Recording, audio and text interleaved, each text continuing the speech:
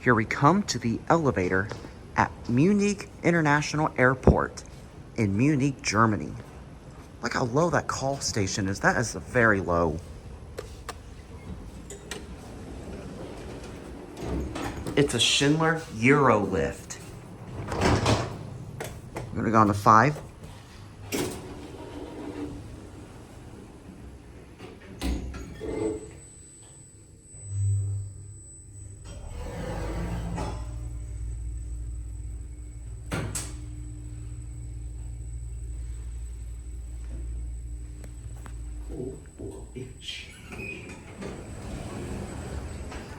It's my very first EuroLift I've ever ridden, in case you don't know.